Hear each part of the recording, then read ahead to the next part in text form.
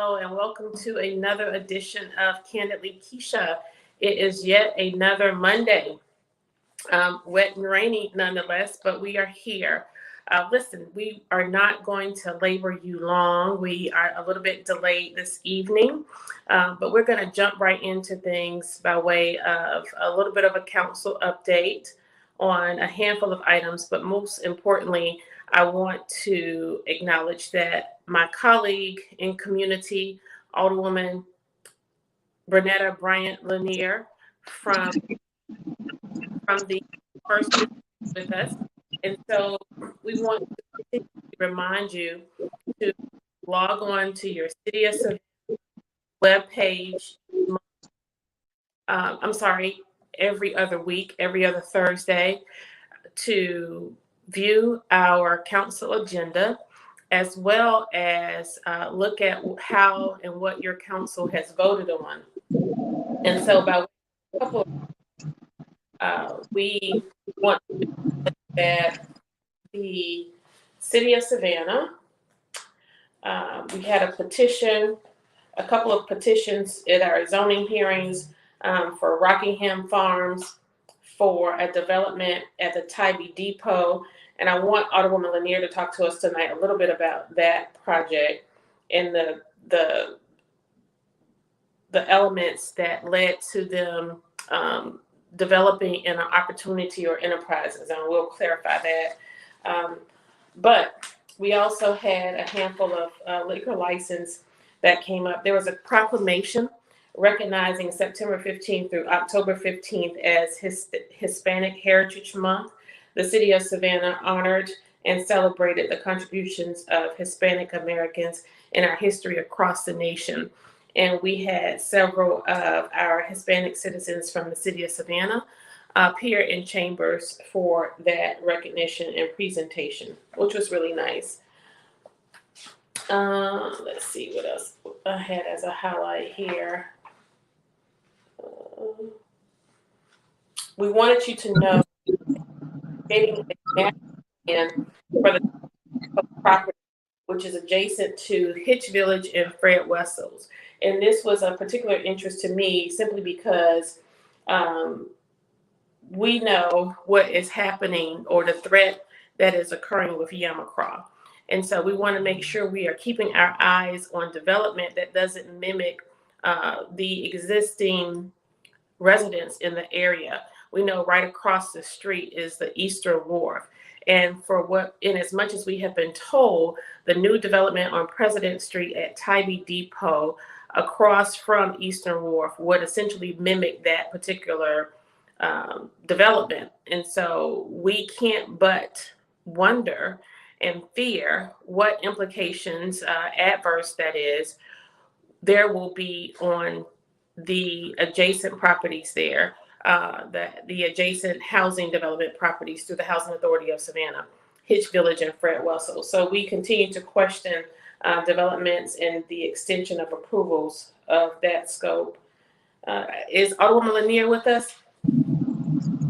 Yes, I am with you. I apologize for not having my camera on, but I'm driving, but I definitely wanted to be a part of this conversation. No problem. You are fine. I know you have been doing triple duty. Had a handful of appointments and some housing emergencies with some of your constituents, and you, I understand, are coming from a neighborhood association. That's what we do. We are all people. We're happy that you are with us here tonight. I was just going through highlights from the last city council meeting, just trying to filibuster until you got here. But we'll come back to this. One particular issue I had was with item number 25, which authorized the city manager to execute a contract for ready-mix concrete with the utilities company in the amount of $180,000. And we just took an opportunity to raise an issue there because we know that there is a lack of equity when it comes to where sidewalks and streets are paved in the city.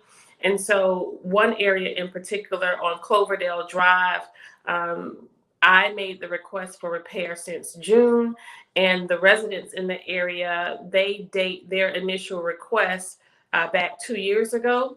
but we understand that the repair has been needed there for more than 4 years.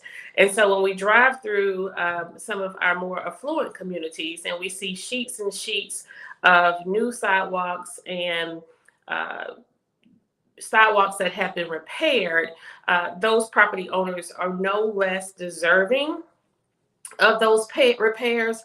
Nonetheless, we want to make sure that our city staff is exhibiting those parameters that are close to equity and not ignoring communities that have historically been ignored in the past. And so we're hopeful that once the rain stops, we will see that repair as well as some others. And that just happened to be in your district as well, Alderwoman Lanier. We know that you have weighed in on that quite a bit as well.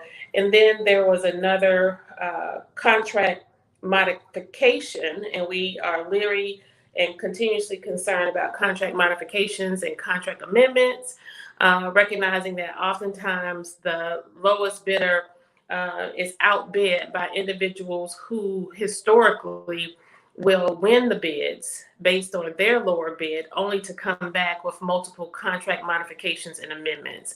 And that's been somewhat of a practice that doesn't sit too well with me and some of the others. But this was for a renewal with Russell Landscape for Victory Drive median maintenance in the amount not to exceed $39. And I understand that this work will be from the Ogeechee Road side of Victory Drive back to Downing Avenue. And so watch for how your dollars are spent. I want the community to watch for how that corridor, with regard to that distance, how it is being maintained. Is that a good use of $39,060?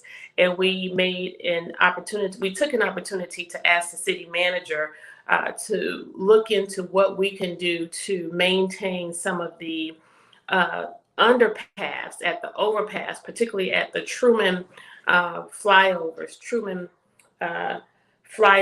where we have a lot of our homeless citizens where they set up camp.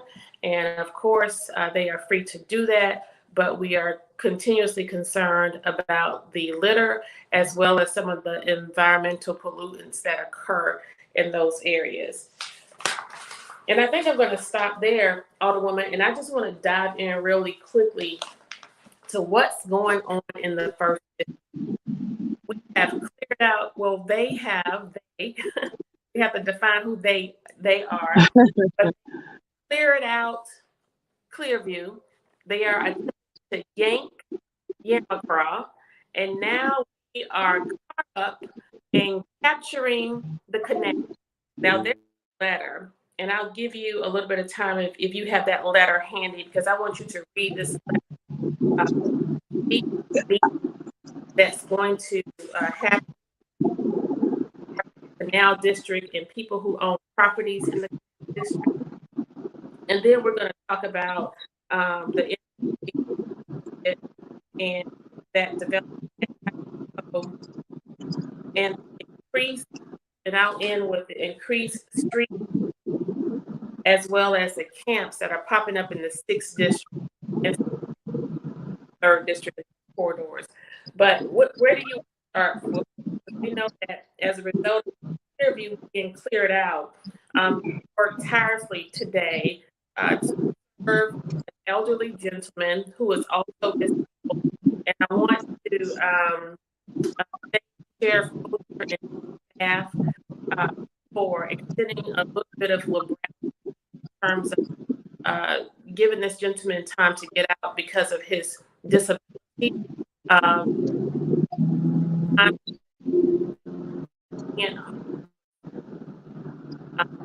But shortage of staff able to even recognize that. Tell us all the of clearing out Clearview. You actually are holding in your hand right now this issue and waiting on pens for we'll just call him Mr. M to be supported.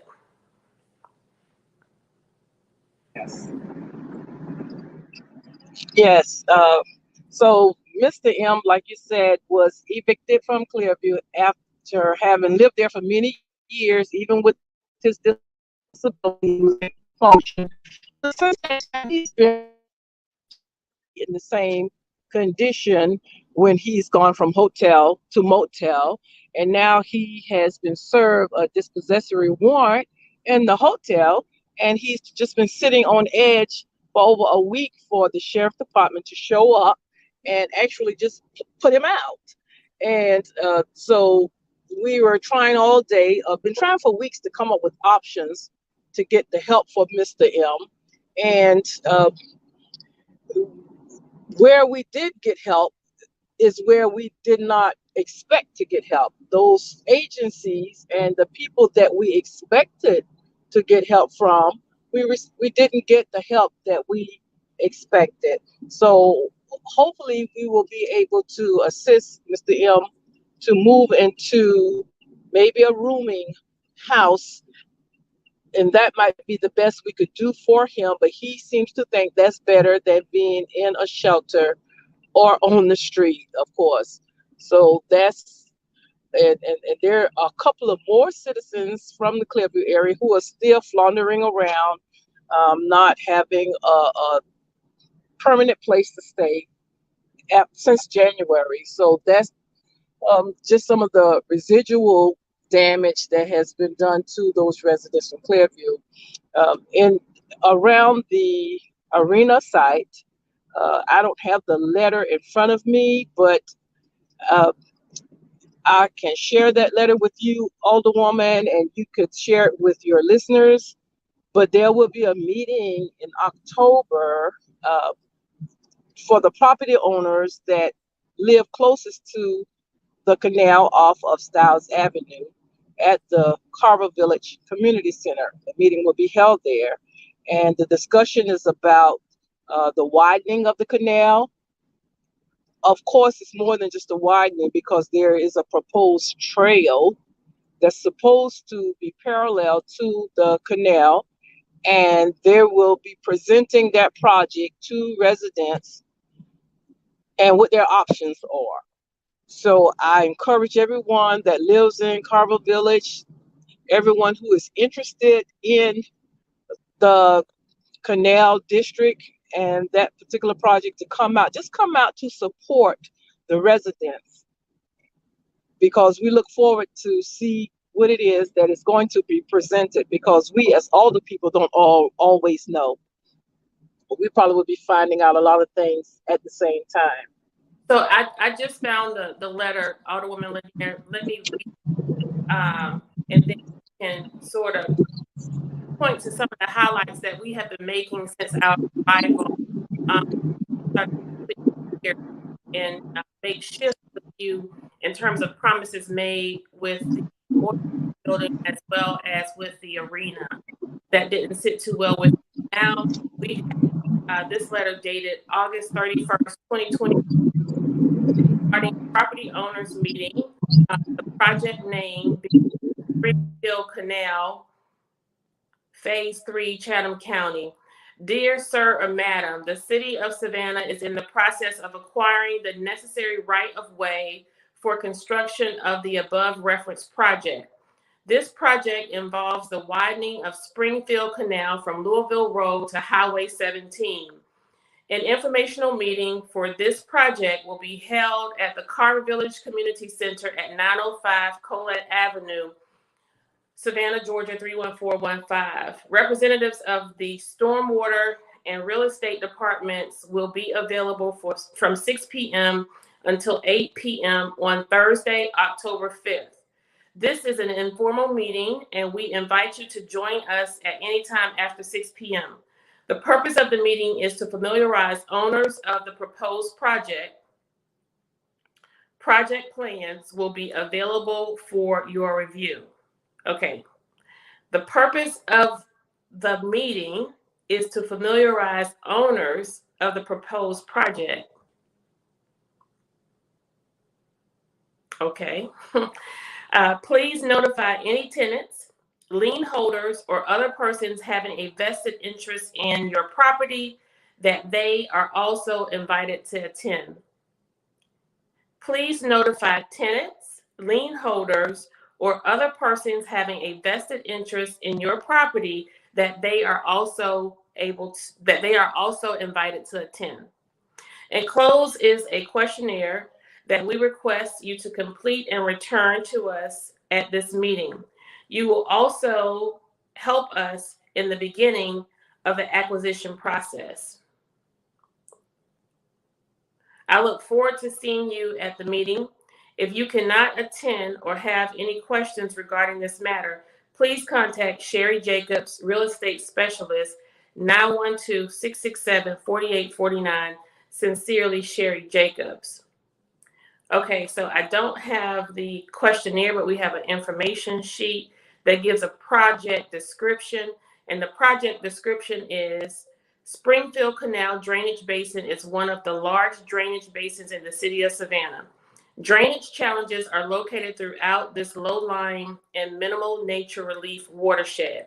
The Springfield Canal Improvements Project is a multiple-phase project that will provide drainage relief to surrounding neighbors and commercial areas between Savannah River to Interstate 16.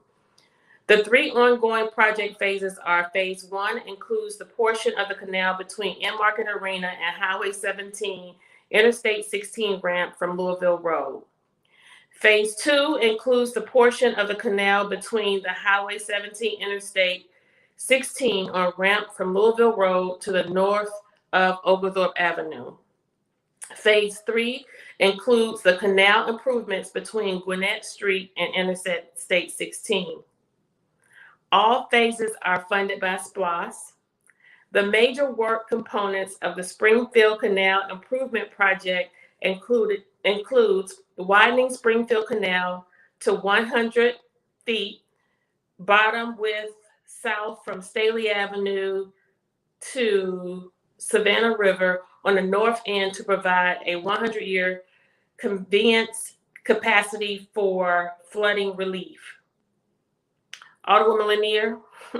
So I read over twice or 3 times the points that, okay.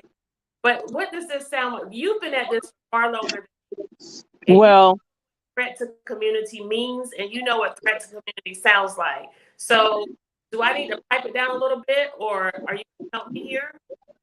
well, listen. Okay, so that canal is right now 30 feet wide, and we're talking about widening it to 100 feet. And so 3 times the size it is currently, plus a trail. So to me, that's a lot of land. That's a lot of area required to do just that.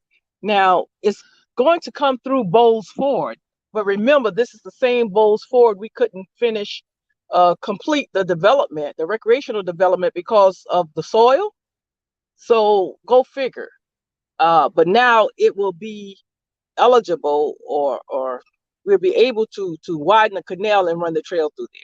So that to me is concerning.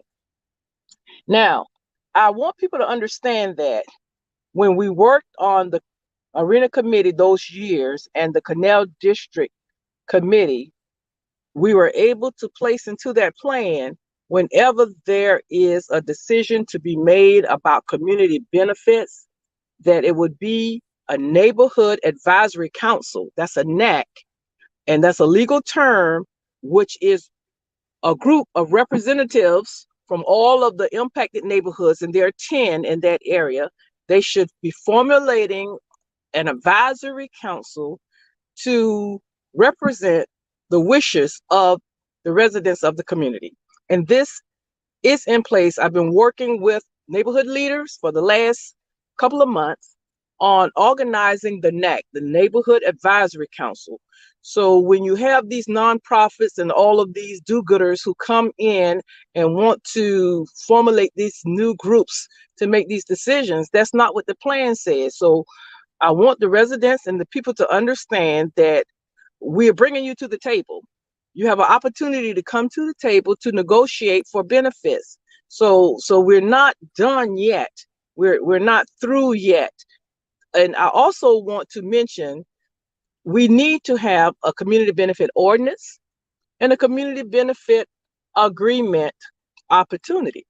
And Alderwoman, that I've been saying this since the time we got elected, before I became elected, because let me tell you why.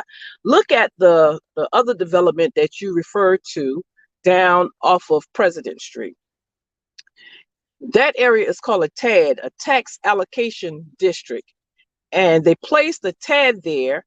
And what the benefits of a TAD is that all of the tax dollars that are raised in that area will be spent in that area. All the tax dollars accumulated, but they had to qualify to become a TAD, and they were able to qualify based on the percentage of poverty around Capitol Street, around Fred Wessels, around Hitch. They were able to qualify to become a TAD. So this high wealth area, yes, acquire a TAD to benefit yes, their community. Revenue generated via tax dollar stays in their community.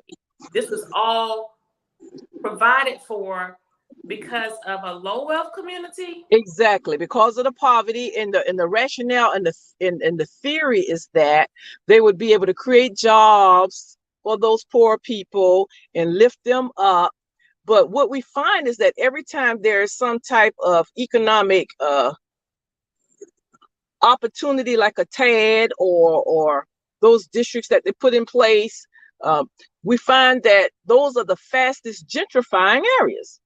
So are they helping the people there, or do they get up and then push the people out? And that is what we need to keep our eyes on.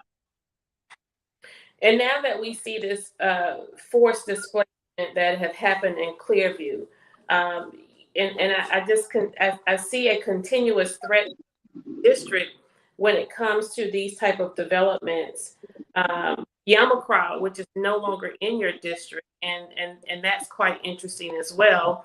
And that's consistent with those things related to the need for these properties that are now desirable to development in the downtown corridors to support tourism. And so you just lost Yamacraw. What were the elements that led up to that? Well, the first district is being impacted the most because it's closest to downtown, and we have a new designation called downtown expansion. It is a actual zoning designation, downtown expansion, which means that downtown can't grow anymore. They're growing up, and they don't want to grow up because that would impede their historic status. So they're trying to grow out, and they're growing out into West Savannah, and they're calling that downtown expansion or downtown West. Can you believe that? But it's still Greater West Savannah and the west side of Savannah. But it's on the books. You could go and look at the map at the MPC and look up downtown expansion, and you'll see that purple color coming all within the African American historic community. But we need 3 critical pieces of equity policies to guide and manage and to be able to have smart growth and development. We need inclusionary zoning. We need a community benefit ordinance and a community benefit agreement, because now what you have is that every housing development will be required to have a certain percentage of houses set aside for affordable housing. Now we have to determine what that percentage is, but you would have a mixed income community, and not just a wealthy community, not just a low income community, but a mixed income community. And the people who are being impacted by any development will have an opportunity to negotiate a contract, a legal contract, as to what type of benefits that development need to provide for their community because of its impact. And that could be nursery, daycare, that could be actual funding going into their organizations. We need those things to have the equity, but we should have had those in place prior to all of this astronomical growth. And we placed it on the back burner. So we can't say we didn't know. We just lost 10,000 African Americans. 10,000 Black people were pushed out of Savannah based on the last census. And wealth, generational wealth has been based on property ownership, home ownership. And if we're losing ownership of homes, that's a critical matter. But we need to be addressing it like a critical matter, but we're not. Okay, and when we talk about those pieces related to prior astronomical growth and actions or decisions that should have been made, which would have mitigated a lot of what's going on in our communities, specifically one like the Highlands. So you go to what you have termed, I remember you stated a lot on the campaign trail, from the lowlands to the highlands. And I think you represent probably one of the most unique district council, that we have a community in the first district with moderate to high wealth. And then we have another community in the first district with low wealth.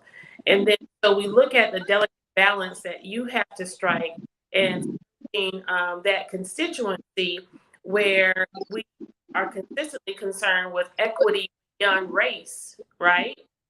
So when we look at look at the failed policy where impact fees are, we may not have had to engage in such conversation or ordinance like impact fees if we just came to the table and built in those community benefits.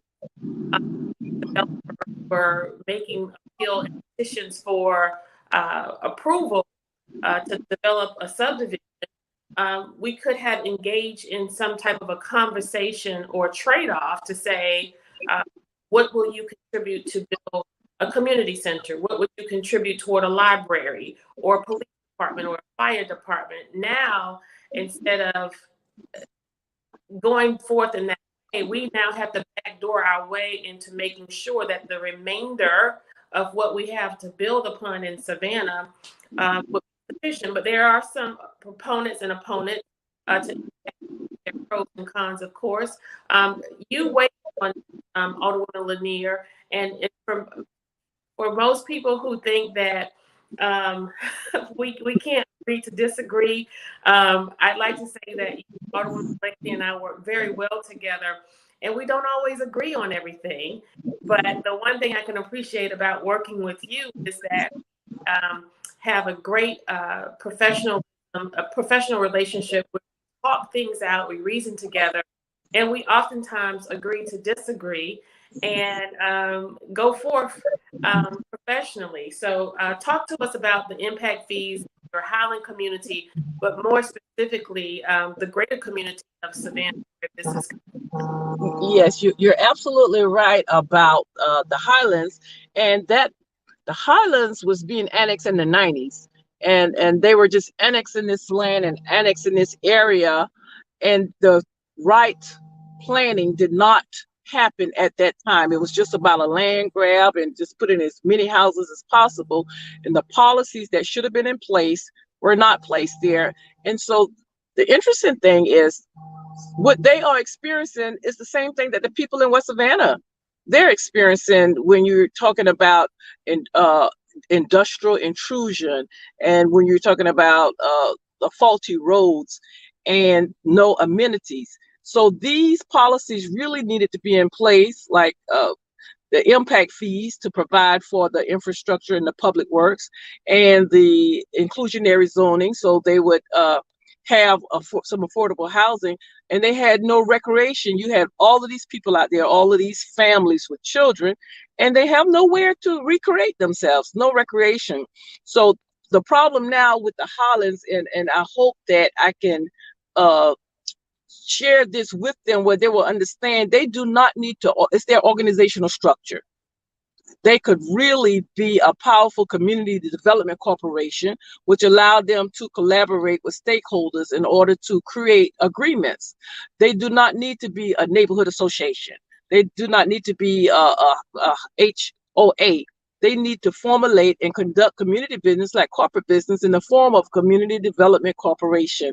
And that would empower them to be able to have more input and say so over their community. And this will work all over Savannah. It's a model. And when you use a CDC model and an Ivory Bay is a wealth creation model, now they may need to concentrate on amenities and roads and that kind of thing, but they should call the shots. The residents should call the shots, and they can do this if they conduct their business in a corporate way through a community development corporation. Okay, and I want to go back to the Canal District real quick. The themes with this proposal that they have shared through the letter, Alderwoman Lanier, is drainage. Do you find it interesting that flooding has occurred in Cloverdale, Carver Village, Brickyard for decades, but now all of a sudden that we are entertaining the Tide to Town trail and this whole canal experience? Do you find the timing of such peculiar and a little bit suspicious? Well, yes, but and I don't want to create an alarmist scenario or situation, but just how concerned should residents be? Because I've been saying almost at the onset and the rollout, when I saw the $19 million put into parking at the arena, about 10 million of that is in the ground, and grass and environmental soil that's not safe for the community.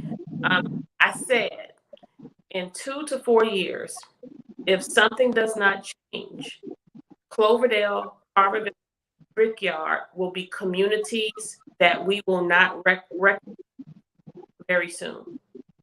And I agree with you.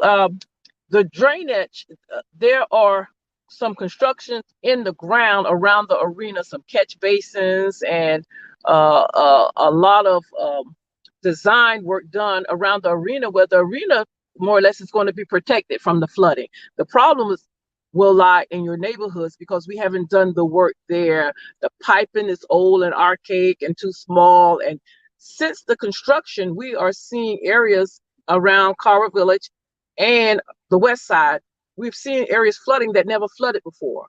So we're going to have to spend a whole lot of money, millions of dollars, to correct or to create the kind of structure that will be able to get that water out of there, pump that water out of there. But the T-SPLOS may be able to address some of that. I'm just putting that on the table. But that's going to take some work too, because we didn't get an opportunity to sit down like we thought to be able to place our projects on the table. So we need to understand that the drainage, the water is going to go to the lowest level. And right now it's like a basin. You know, it is a basin. It's the Springfield Basin that is right there in that area. And the work hasn't been done. And I don't even know if we have a design. And that's what I was asking for, at least a design, a plan where we could phase it in. But all of that work is yet to be done. But we've placed most of our focus just on the project there. And, so we got work to do, Alderwoman.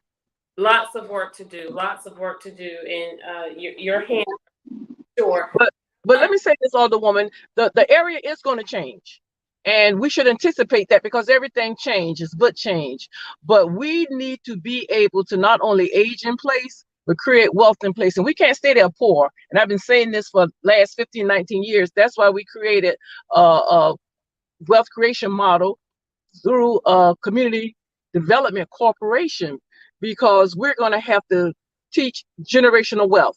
The days of poverty reduction has been gone for decades. We're about wealth creation. We could stay there. People should not really be afraid if the value of their properties increase, because that's their equity and that's their wealth. We have to teach people how to leverage their equity, how to leverage that and create generational wealth, because we can do that right there in place. We could create millionaires. We're working right now and pushing for the Waterworks building to be an entrepreneur, a community market, and entrepreneur center. That's an economic generator right there for our area. Not only will we have market rate stalls, but we will have some in a program to make sure that the success of these entrepreneurs, these young entrepreneurs, make sure that they can conduct their business and their compliance to be legal, to be able to do their books and to be able to do their inventory. We want them to be successful through this economic engine, an entrepreneur center and community market. But we're getting so much pushback. And we don't need a kitchen. We need to have these stalls there and these entrepreneurial opportunities there for our community. And this will help. That would give us more benefit probably than the arena, because we didn't get any benefits in place in 2012 when all of that went through and was voted through. I mean, 2019, before we got elected. Now we're just trying to live with it and make sure that we could get some DBEs and local Black businesses involved in that. But at this point, we need to concentrate on the waterworks building and everything else that's going to be built out there, and making sure that we have some people in place through a neighborhood advisory council that's going to sit at the table and negotiate to make sure that we receive the benefit of that development being there. So it's not too late, but if we don't put these things in place, it's on us now. We can't look at the last council or the one before that. We got to look at what's in front of us, and we got to make sure that we put these equity policies in place, and we have to have the political will to do that. And we just haven't had that. So it's on us. Well, and not only have we not had it, well, I should say this, we have had it. It's just that the process of us introducing policy initiatives or pieces that you have described tonight have been iced out. I can only imagine by now, as a policymaker, if you have the opportunity to put forth some of the very aggressive and progressive ideas and pieces of legislation, I can only imagine where the Highlands would be. I can only imagine where those West Side corridors would be. So it's not that we don't have the political will or you don't have the political will, it's just that you have not been given an opportunity because the rules, right? Yes. Alderwoman, can I mention one more thing to your listener? The governor is sending $250 million, $250 million into Georgia for neighborhoods when it comes to food security and sidewalks and all the things that make the neighborhood. It's coming to Savannah.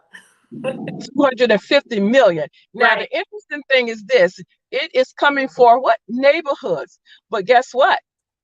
Hudson Hill, Woodville, and Cloverdale does not qualify to get the money. Those census tracts were left out.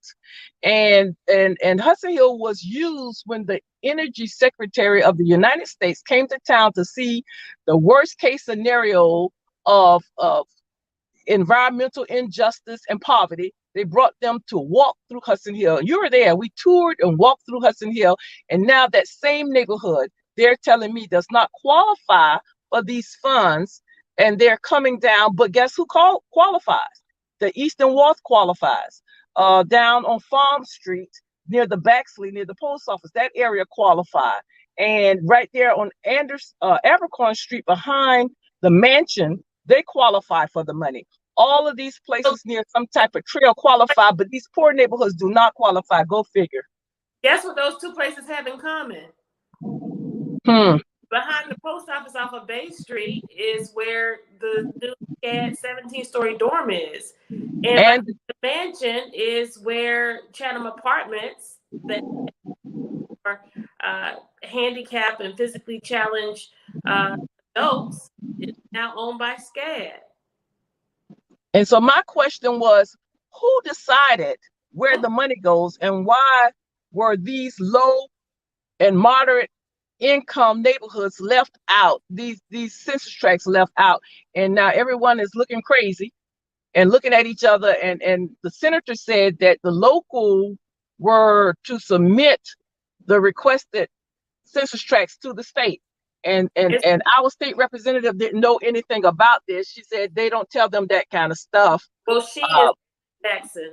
So Edna Jackson just But the senator said that the directors probably came from the local, but no one here local said no, they didn't do it. So right now the grant is already open. It opens September the 1st through the end of November. And so folks are actually right now applying for the money, and we are left out. But the most needed area is the areas they left out. Well, I don't know that we should just let it go like that. This is unacceptable. Um, there's so many battles that pop up every day. It shouldn't be this way, but it is. It is the way it is, and we're so happy to do it fight, and we just pray that we are continually strengthened as we go. And so I want to give you an opportunity to close out on anything you may have not had an opportunity to talk about. There was a question I want to answer for one of our listeners. Miss Lucille asked if we knew if Brickyard received a letter regarding the Canal District meeting, the canal widening project. Did this letter go to people in Brickyard? Do you know? I'm pretty sure you mentioned this at the Carver.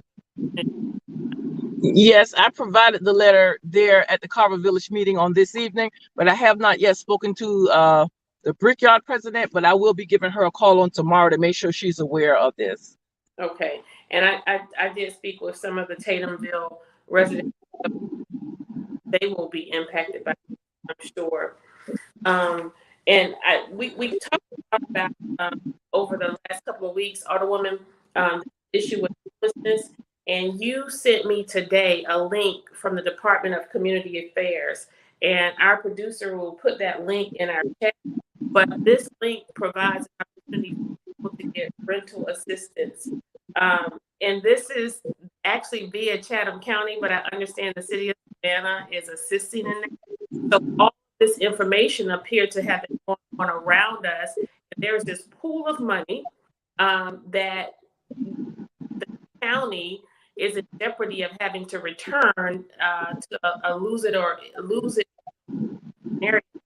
And you, myself, Alderwoman Blakely, have been in families and children, husbands and wives with kids, single moms with children, grandmothers with children, this elderly gentleman, and we had no idea that this money, no one told us of such. And so what's your take on that? What information you want to share beyond being put in the chat, and how people can get help? Alderwoman, you know that we were just emotionally drained the last few days by actually listening to crying people who were on edge of getting put out of their homes, people who are living in squalor. And we had to leave running out of one residence, and you can't make this stuff up. And it seems funny now because we really took off when those rats started coming out of that hole. But there are funds out there, and we knew the funds were in the local economy because we knew the ARPA funds came down, and we knew all these funds came down. A lot of money is in this local county that designated for those people that we help every day, but we had no idea of the process other than 211 of how to connect the people that are qualified and need these funds to the funds. But some people knew, but we didn't know until we found out today. And we were sharing that link all day. I shared it tonight because there are so many people that need to tap into that money. And I understand it's like $9 million left in the fund, that particular fund, and anything left over will be returned. And I dare us to return money. And these people out here are getting put in the street and placed in the street. But we're not being, in my opinion, very good stewards and managers of the money if we got that many people out there that are still homeless and living in hotels and motels, and people who are getting put out daily because of their not being able to make the rent, and the money is here locally for those people. So why aren't these people getting the information? But today, thank you for everything that you do, because we were able to help some people today that would have been on the street tonight without our intervention. Well, I think our job would be much easier where these funds are concerned. if in fact they were used for their intended purposes. But unfortunately, Alderwoman Lanier, as much is in this city and county, this issue has become quite politicized. And we see scenarios playing out where the allocation of these funds are about friends helping friends. And that is local sitting officials helping partner executive directors, and about political favors being paid. And so we are going to continuously call this out. We're going to name names, Union Mission, Family United Way. We know the unique relationships that exist between those directors and members of our council. We know their historical connections, and it would not be so bad. And I would be happy, in the words of Curtis Purdy, to shut up if, in fact, we did not hear from the number of people that we are continuing to hear from. If, in fact, the conditions that people are living in our city, with the millions of dollars that have been poured in this community via CARES Act funding and via ARPA dollars, there are 147, just under 150,000 citizens of Savannah. We have had so much money poured into this community. We have received major federal subsidies and bailouts. Everybody and their mama could have been helped in some degree. And that's just the God honest truth. And I am reminded that each time we receive a call from a single mother, from a single female or from a couple, rarely are they without children. And here, Alderwoman, is where we start to connect the dots. These are individuals, while adults, they are caring for children who are also homeless. These are school children who are living in either overcrowded conditions on the sofas of relatives and friends, in hotels that are substandard and below standard, and riddled with all matters of crime and criminal activity, drug activity, or they're living out of their cars. But these same children are the children we expect to go to school and perform and behave to standards that are acceptable, despite their conditions. Well, unfortunately, far too many of them are not able to keep up, and they can't take the pressure, the bullying that comes as a result of their school bus rolling up to the front door of a hotel to pick them up, only to subsequently be bullied and teased because they don't have a place to stay. Or maybe their clothes are tattered, unclean, and smelly in some regard. Before long, those are the children who won't be motivated to go to school. And then they become subjected to the elements of our streets. And these, my friends, are sometimes a few of the children who we see committing gun violence or succumbing to gun violence. There are exceptions, not all of them, but I would venture to say that many are coming from environments. So you see, through those processes or failed processes, we ourselves as a government, we contribute to the deprivation of our community. Alderwoman Lanier, I want to thank you so much. I know it was very, very difficult for you to carve out time to be here tonight. I really appreciate it. We are constantly tasked with doing the best that we can with what we have. We do not have assistance. When you see us, we are making it on our own dime, our own dollar, and our own time. So forgive us if we're ever a little bit tardy. And if we're showing up on purpose with intentionality. Because we're trying to just be there for everyone.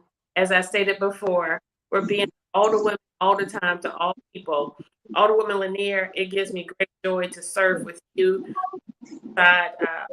Likewise, Alderwoman. Likewise, your passion is so real that it shows every day, and not only your words, but in your actions. And I appreciate you. Well, the sentiments are the same. We're going to journey on down the wall, friend. Listen, Savannah, we love you tonight. Good night.